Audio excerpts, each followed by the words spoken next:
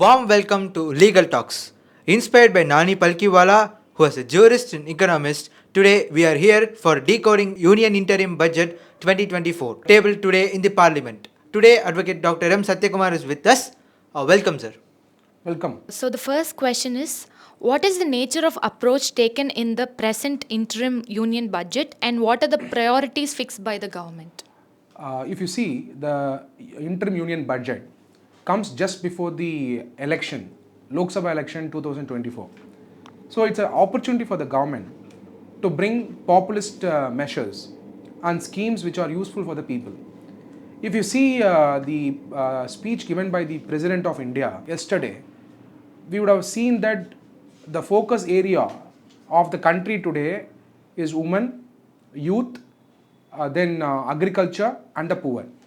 These are the four pillars of transformation that India is focusing for achieving Amrit Kal in 2047. Accordingly, in line with the vision of the country, this budget has been presented on the four transformation pillars of women, then youth, three agriculture, four poor. And all the schemes are focused only on these four important transformation pillars of the economy. And accordingly, this budget, if you ask me, this budget is a populist budget, and you may not find ingredients with respect to capital expenditure or investment in the infrastructure. Being a budget that comes just before the election, definitely the target would be the agriculture sector. 2 the poor, 3 is the women, and 4 is the youth. And accordingly, all the allocation that has happened in the budget is on the transformation of these four pillars of the economy. How will this rooftop solarization is useful to the rural people, sir? Definitely, this rooftop solar project, the scheme brought by the Honorable Finance Minister as part of the Union Budget 2024, that is the Interim Union Budget 2024, what we can understand is that in the solar scheme, they have said that 300 units of electricity will be provided free of cost.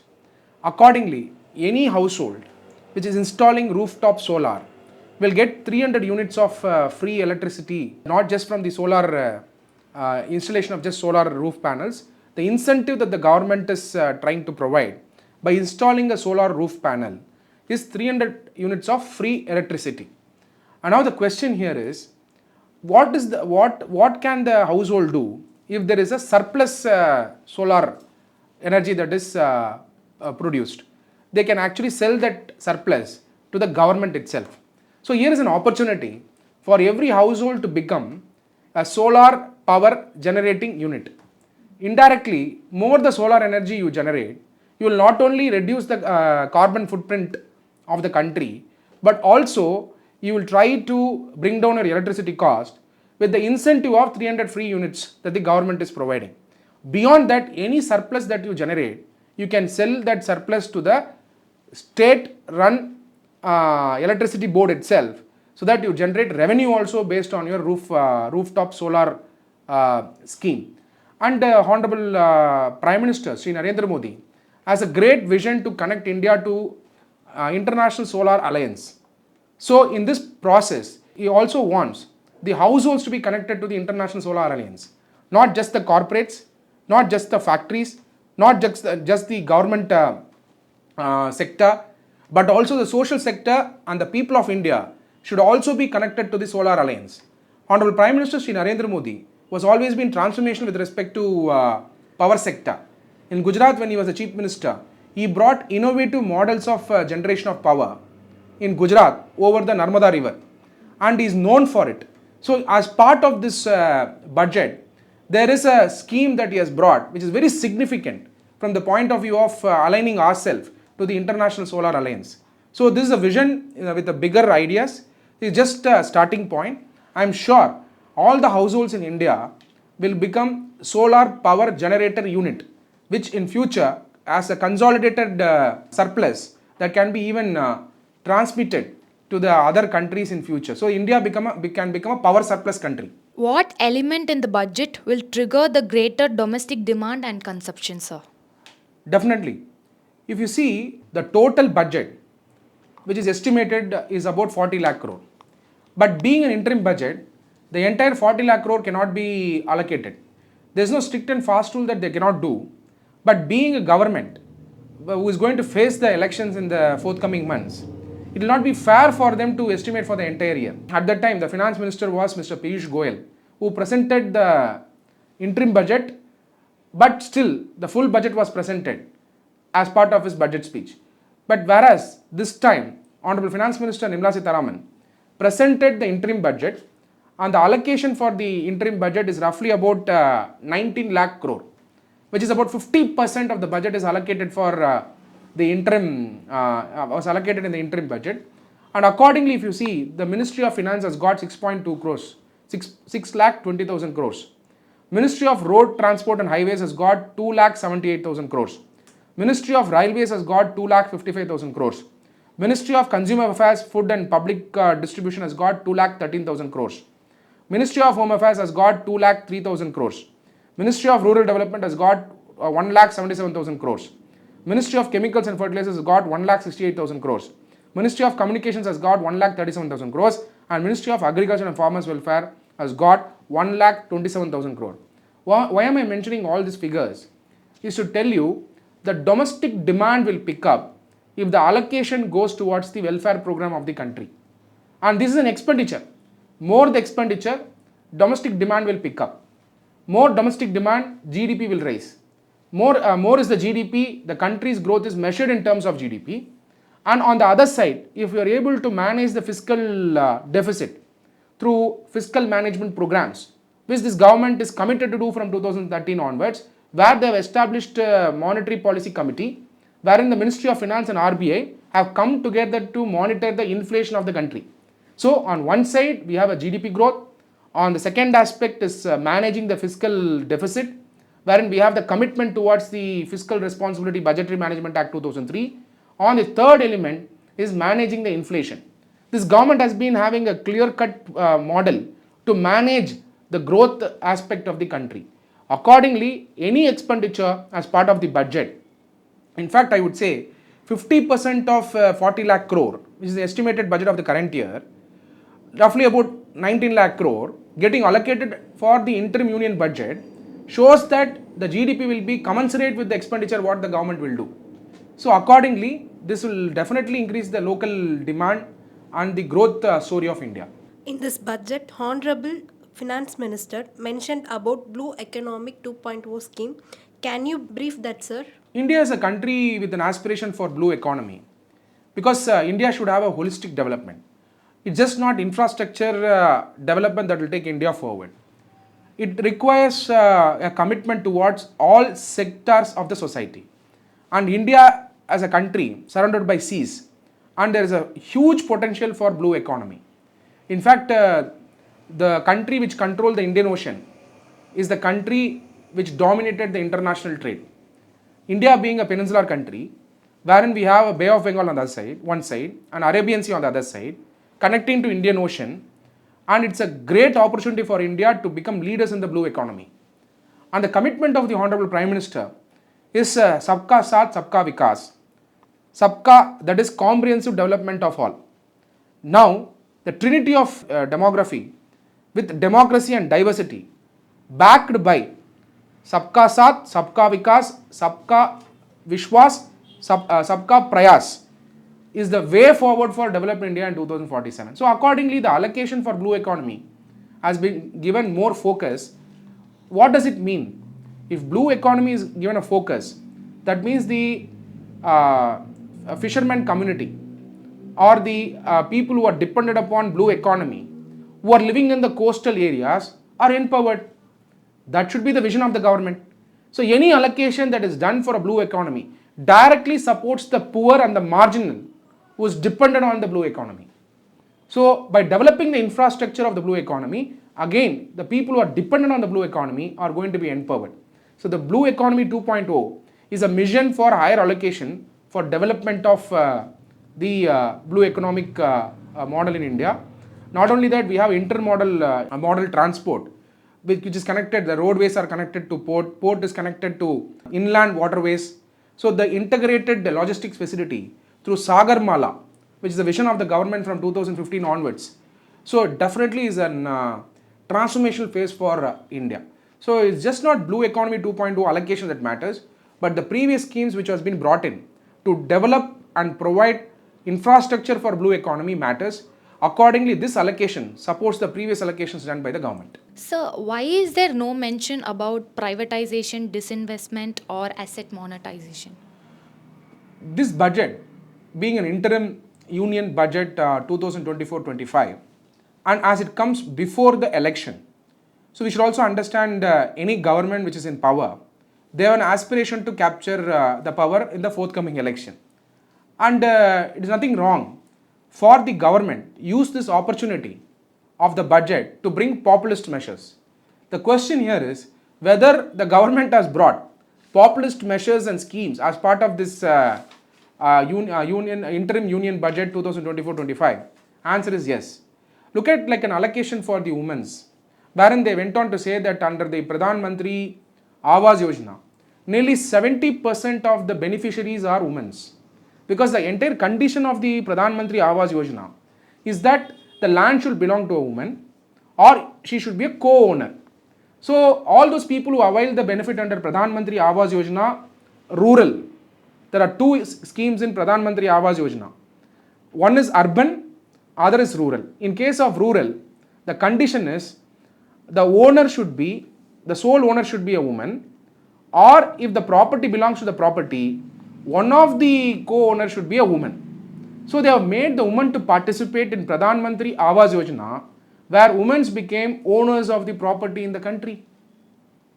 And this is an inclusive development, which was visioned by the Honorable Prime Minister Shri Narendra Modi. And this Pradhan Mantri Awas Yojana has got an allocation this time under the interim union budget 2024-25.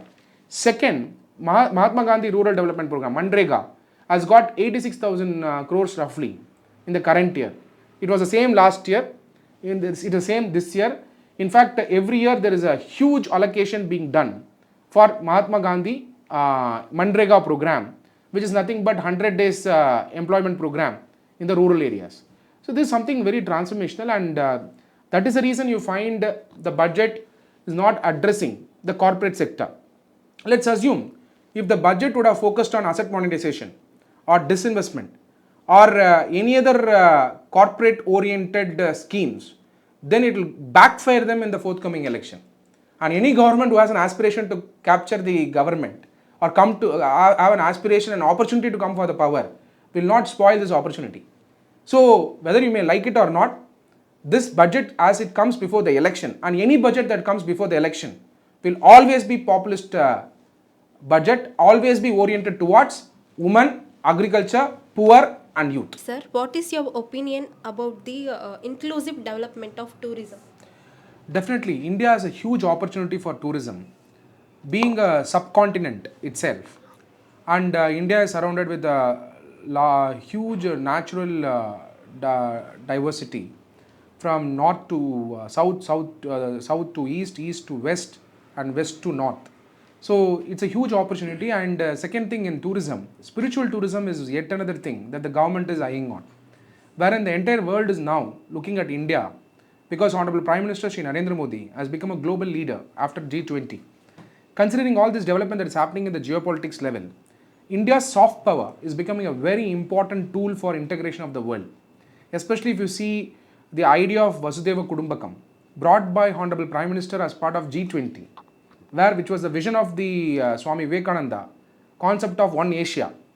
At that time, it was brought in as an inspiration in G20, wherein Honorable Prime Minister went on to talk about one earth, one world. And in that concept, Vasudhaiva Kudumbakam was stressed. Now, this is becoming quite popular around the world because Honorable Prime Minister Narendra Modi is traveling and promoting India as a brand. And people, when they talk about India and think about India, they would actually like to visit India. For the amount of aspiration that the Honorable Prime Minister conveys to the entire world, they want to visit India. So it becomes a huge opportunity for India, tourism as a sector, and wherein they wanted youngsters to come into this sector. When we talk about tourism, it is just not acting as a guide for tourist places, but developing innovative solutions promoting Indian tourist places in an innovative way through a tech-savvy models. And how do we go about doing it? It requires an entrepreneurship development as part of tourism. So what kind of entrepreneurship has to be developed? All those things requires impetus from the government. So accordingly, this budget finds a place for even tourism sector, where they have stressed that the youth should come to the tourism sector to promote entrepreneurship. So there is a fall in the share of corporate tax as ratio to per capita income. How do you view this in investment perspective? Definitely. If you see, as we look at the taxation as a scheme in the country, the vision of Bharat Ratna Baba Sahib B.R. Ambedkar was always to ensure that the taxation should not be regressive, it should be progressive. But the vision of the governments over a period of time, at least before 2013, most of the tax measures were not only regressive, but most of the amendments were brought in a retrospective model, which created uncertainty for the business people. There came a stable tax regime after 2013 because of the commitment provided by this government and by late Sri Arun Jaitley ji, who was the former finance minister, wherein the corporate rate of tax has reduced over a period of time. The corporate tax rate was about 30% in 2013. Now it has got reduced to about 22%. In case of the new manufacturing company, the tax rates are 15%, which is an incentive provided by the government. Because of this factor, the corporate tax collection has decreased. However, this has been compensated by a higher collection as part of the goods and service tax. But however, goods and service tax collection from the corporates we may welcome, but goods and service tax collection from the common people and the products which the common people use again becomes regressive. So the government has a commitment to bring in rationalization as part of the GST. The government has formed multiple committees to look at how to bring two rate structure for India. In GST we have now 5%, 12%, 18%, 28%. The government is now looking at how do we rationalize the rate from 28% to 18% initially or 12% initially and then 5%. So the vision of the government over a period of time is to have a single rate structure for which the tax base has to increase. So on one side GST collections has increased, on the other side corporate tax collections have decreased. That does not mean corporates are given exemption, corporates are given deduction, or corporates are given tax holiday. That those regimes have gone already. Flat rate of tax was proposed to the corporates, wherein they were not given exemption, they were not given deduction, but straight flat rate of tax was proposed to the corporate. Accordingly, the corporate tax has come down. That is the reason you find the corporate tax to GDP being low in the country over a period of time. But however, due to the tax base getting increased in GST, eventually the income tax collections will increase because the tax base is getting enlarged. So I think this is a temporary phenomenon, but over a period of time, if you add up both direct tax and indirect tax, I think the country is fairly doing well with respect to collection of revenue. And as the tax base increases, the eventual benefit as per the founding fathers of the constitution, like Baba Sahib B.R. Ambedkar, should go to the common people, wherein the rates of GST should be reduced for cement, it should be reduced for the steel, it should be reduced for the cosmetic items, it should be reduced for the necessities which the people use. Most of the products are exempt anyway, but still many of the products are on the higher side of tax, which should be rationalized or made exempt over a period of time so that it reaches the tax collection benefit reaches as a GST rationalized rate for the common people. In fact, tax is for the socio-economic development. What does the government do? They collect the tax, use it for the social schemes of the which is presented in the budget. So the revenue is needed for social welfare programs. I am sure that the government is traveling in this path to develop the nation in the socio-economic development model. Sir, can you explain the concept of tax base? The concept of tax base, as such, it's a very simple concept. It is about we have 130 crore population.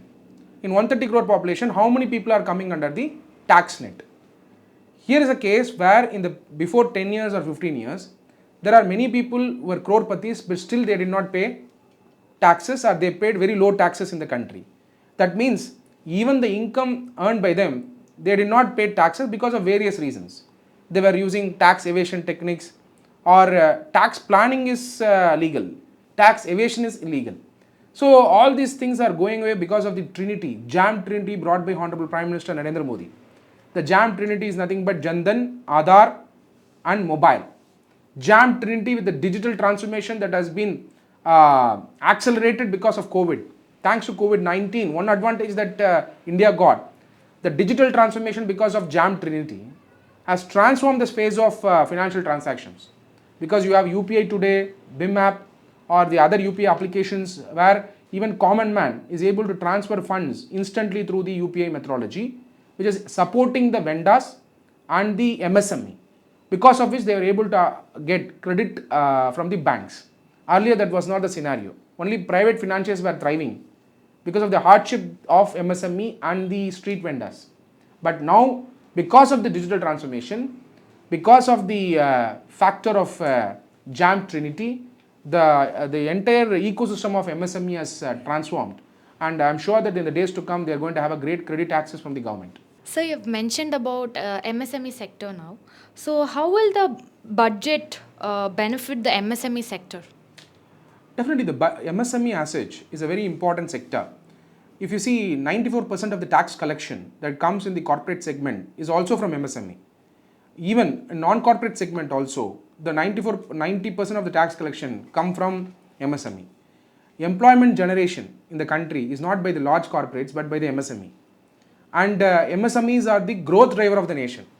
The question here is, MSME in this current year budget, for MSME they have allocated and created a corpus fund. See, even startup comes under MSME. Any enterprise or any business that is started comes under MSME. Even solopreneurs who are working on social media come under MSME only. Micro, small, medium enterprises. So they have to be incentivized. They have to be provided access to fund. Only then they will be able to grow. In this current year budget, if you see, one of the statistics that they mentioned was about Mudra scheme, where more than 43 crore loans were sanctioned under Pradhan Mantri Mudra Yojana. 43 crore loans are sanctioned under Pradhan Mantri Mudra Yojana. This Mudra has three schemes. One is Sishu, Kishore and Tarun. 50,000 is under Sishu, and under Kishore you have 50,000 to 5 lakh. Under Tarun we have 5 lakh to 10 lakhs. And this loan sanctioning was for about 43 crore people. 43 crore transactions, loan transactions. India has a population of 130 crore. And if you see the loan transaction that is processed under the Mudra scheme, which was an idea brought in 2014 by the Honorable Prime Minister to support the micro, small and medium enterprises, this scheme has transformed the face of Indian entrepreneurship. People who are in village, people who are in second tier city, all that they need to start up something is just 50,000 rupees or 1 lakh or 5 lakhs maximum. And this scheme provided the support to those aspirations. Otherwise, they should have depended on the private sector or private financiers, would have charged them high rates of interest and they would have harassed them. But here is the government who went on to say, you need not provide collateral, you need not provide any security, you are just provided loan, you apply based on the business model and the plan. According to the Mudra scheme, 43 crore Mudra schemes have been processed in the country. The highest beneficiary is Tamil Nadu. How will the equity markets gain from this budget, sir? The gain or loss of equity market is just not because of the budget. The sentiments of the budget, we may not be able to assess. The markets have their own sentiment and markets have their own ups and downs depending upon various factors. We cannot just say because of this budget the markets are going up. And we should also see in this budget there is no focus on any particular sector. Mostly the focus is only on social welfare program. Whichever budget which is focusing on social welfare program, which is not benefiting the corporate India, eventual impact on the market will be generally downfall.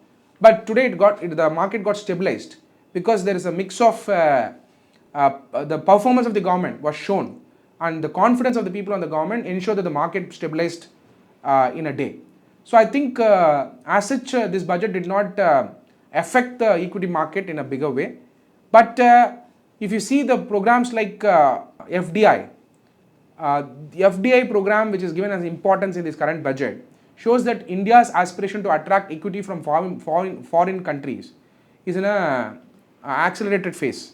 So I'm sure that FDIs over a period of time, India might attract huge FDI, and that's going to be a transformation phase for the country as such. Sir, the Honorable Finance Minister stated that the project will have more focus on eastern parts of the country. What is the reason for this approach, sir? Definitely, eastern part of the country was always been neglected by the previous governments since the time of independence. We all came as a country together to achieve a common goal of empowering each other and to ensure every part of our country grows in the same way, in a way that we have an equitable growth story. But unfortunately, the eastern part of the country was never focused by the previous governments. But this government from 2014 had a clear mandate to work on the eastern part of the country. In fact, Look East policy was renamed as Act East policy. The previous government was only looking at the east, but this government started acting on the east. And in this model of Act East policy, which was launched in the CMRL conference in Chennai, at that time by the Honorable Union Commerce Minister Nirmala Sitharaman, that Act East policy paves a way for huge potential of business transaction between eastern part of the country with the Asia. So accordingly, we focusing on the eastern part of the country makes us to focus on the Asian countries in future. So there are multiple development stories that the government wants to bring in. That is the reason they have stressed that the eastern part of the development will be given a greater focus in the current year budget. And we should be mindful that this is only an interim union budget 2024-25. It's just 19 lakh crore which allocation they have spoken about. They spoke about their performance in the past 10 years. They took this opportunity to speak about their government's performance before the people of this country today in the August gathering of the parliament. But however, we should understand, post-election, as this government is confident of forming the government, in July month, there will be more transformational programs and new ideas coming up for supporting Amrit Kal, which is the vision of government at this point of time, wherein the government will ensure more transformational programs of this kind like Act East policy will be strengthened more to bring more inclusion within the country. So they are our own brothers and sisters. They should be shown a path of growth story, wherein still they are underdeveloped. Look at a state like Sikkim, which is a huge opportunity for tourism. And eastern part of the country has a huge opportunity for tourism. Just the way Lakshadweep has, wherein Prime Minister visited and then it actually created a geopolitical issue with Maldives. Similar opportunity is also there for the eastern part of this country, which is rich in tradition, rich in culture, and they need to be brought into the inclusivity of the country, and that effort by the government requires allocation, and this budget has an allocation for the eastern part of the country as well. What are the potential challenges and opportunities arising from the budget, sir? The greater challenge before the government and the area which need to be focused by the government is the agriculture sector. Agriculture sector as such, the government tried different ways to empower the agriculture sector. In fact, if you see 2015, Sri Arun Jaitley ji provided in 2015, wherein he brought electronic national agriculture market. He had a great vision to integrate the mandis in the country, because to ensure the supply chain flows to the agriculture sector, there need to be an integrated market for them. There came an opportunity because of the digitization. The internet penetration started happening in the rural areas because of Bharat Net program brought by the union government. And accordingly, the farmers of the who are living in the rural parts started having access to the internet, and they became tech savvy because of National Digital Literacy Mission (NDLM) program. So because of that, today we have 1,361 mandis getting connected through ENAM, and they are able to sell their products through electronic national agriculture market. So this is a huge transformation for the farmers, but this transformation alone will not support them. There need to be assured market for them. Their produce has to be given higher prices. Today in the agriculture sector, if you see, the middleman makes more money than the farmers. But farmer takes all the risk, who takes all the risk in the country to ensure that he profits out of the transaction, but unfortunately many farmers lose money because they are not able to gain out of the agriculture sector. So the middleman has to be avoided, for which the Honorable Prime Minister Narendra Modi tried to bring farmers bill, but however he revoked the same, considering the fact that the sentiment of the people were not accepting. They were misguided in many ways. However, the government is consistently taking efforts to see to that self-help groups, mandis and FPOs are getting the benefit of rural transformation through empowering the farmers. I think we have to go a long way. The greater challenge before us is not corporate sector. The greater challenge before us is not a social sector. The greater challenge before us is not the government. But the greater challenge is the agriculture sector. Because service sector, industrial development will happen because of educated people are being there. But if you see, 60% of the rural population are dependent on agriculture. There is a direct dependence on agriculture. We need to transform agriculture. In this current year, the Annadata, that is welfare of farmers, has been given a focus. And one opportunity that is lying before us is that direct financial assistance is given to 11.8 crore farmers under PM Kisan Yojana. Crop insurance is provided to 4 crore farmers. They never had a crop insurance.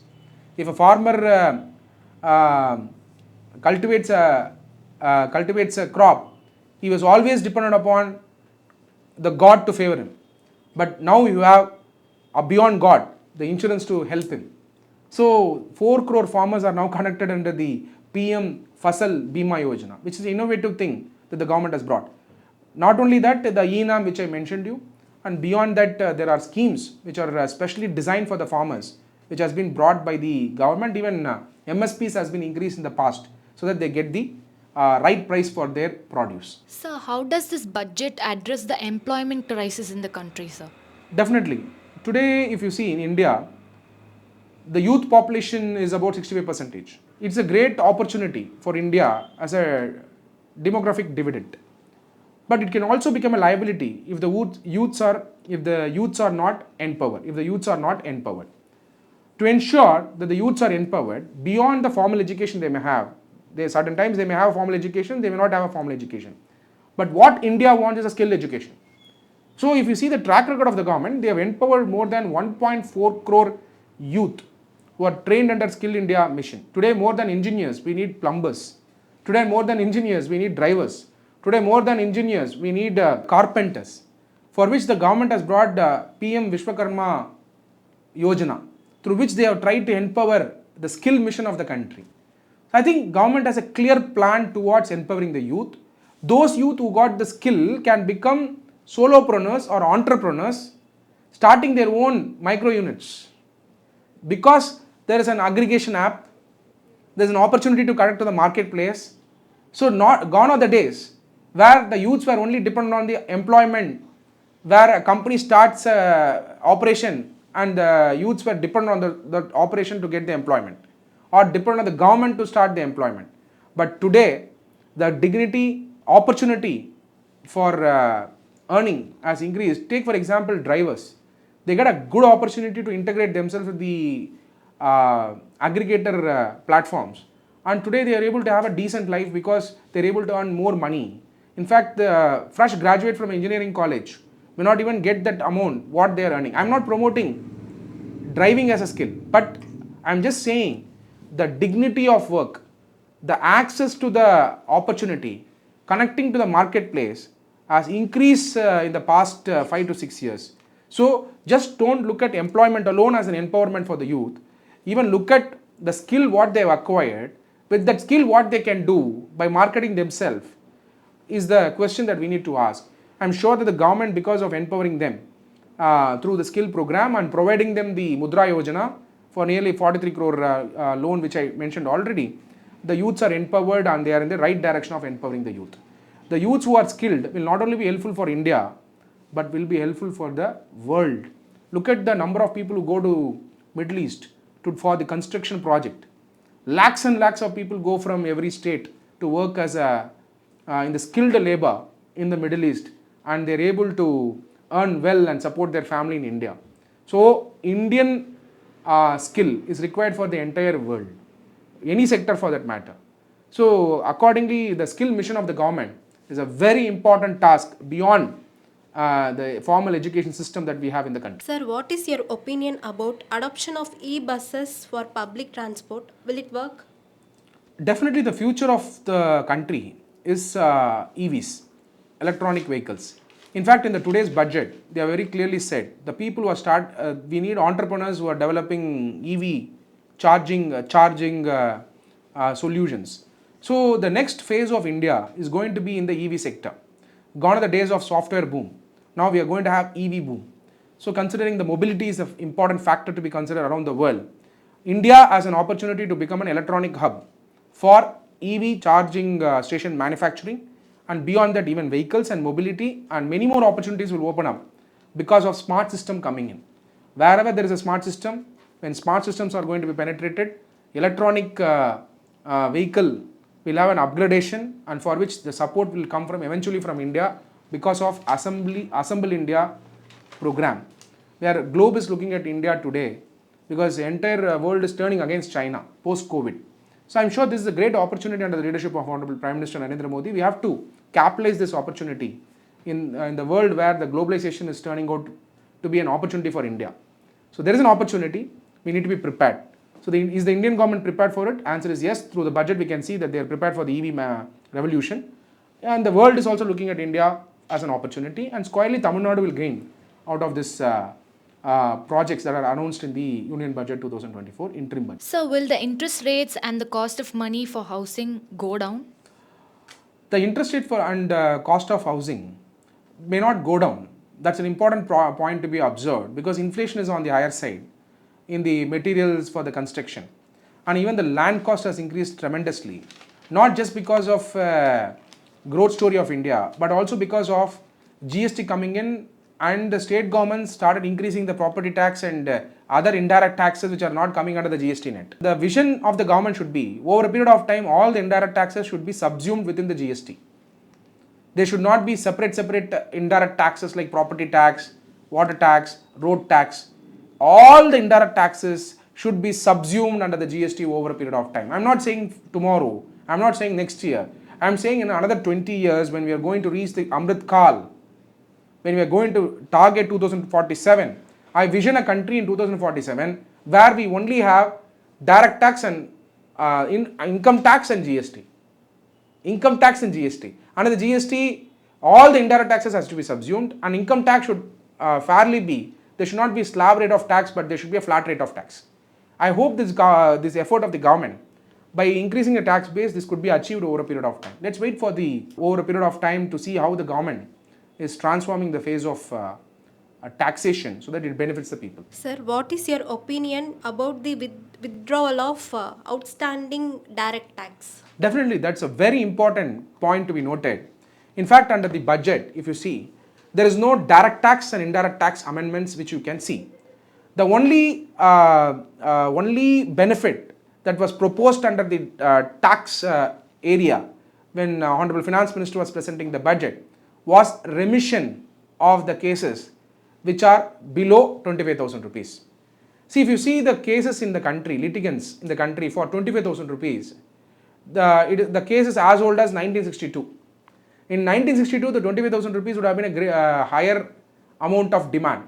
But today, considering the inflation, considering the GDP growth of the country and the development that has happened, 25,000 rupees is not a demand that can exist in the litigation. So the government, very well, to ensure that the effective litigation management, they went on to withdraw all those demands which are 25,000 and below. So accordingly, anybody who has a demand of income tax, all the small litigants can be relaxed now because 25,000 rupees demand has been withdrawn. Not only that, we need to understand that after assessment, up to CIT appeal, 25,000 rupees demand can be appealed. After CIT appeal, it can be even appealed to ITAD. But when it goes from ITAD to High Court to Supreme Court, that the appeal from the ITAD to High Court, the tax effect should be at least 1 crore, above 1 crore. Only when the tax effect is above 1 crore, excluding interest and penalty. I am talking about tax effect. That demand only can sustain. So that means there is no appeal ground at all for ITAD below 1 crore. If the government has taken that kind of a step under the Income Tax Act 1961, ideally this 25,000 rupees should not be a matter of concern for the government. Accordingly, the 25,000 rupees, they have done a remission so that it is benefiting nearly 1 crore taxpayers in the country. So it's a huge transformation that the government is trying. They're also showing that over a period of time, government is not ready for litigation. Government is pro taxpayers. So accordingly, the tax litigation, the government is not interested to have litigation with the taxpayer. As they are looking at increasing the tax base, they wanted to have a positive sentiment among the taxpayer. So in this current year, they have done a remission program to ensure that they phase out 25,000 rupees litigation. Maybe the next year they may phase out 50,000 and next year they may phase out about 1 lakh. So they are showing a sign over a period of time all the litigation will be closed by the government. However, to what extent is the question?